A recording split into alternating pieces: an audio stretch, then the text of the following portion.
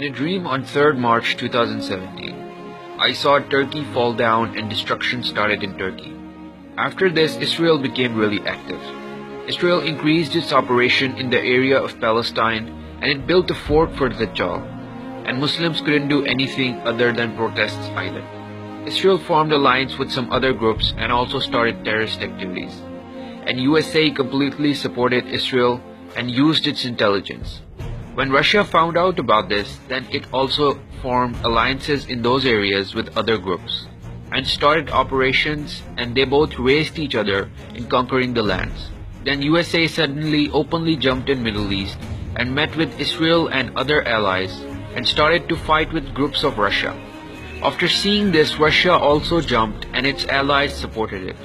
And in this way World War III started, and the field of war were the countries of Middle East, due to which the worst destruction started in the countries of Middle East.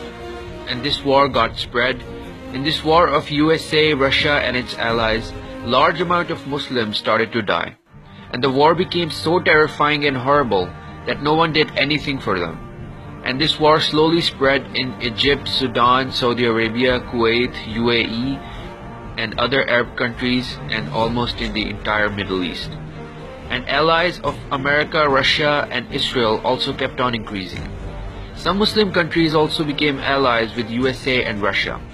Both superpowers wanted to cover most of the land, and they also stood fast on the hold which they already had on the areas, and they also fought against each other. But on the other side, Pakistan kept on growing, and it kept on getting stronger.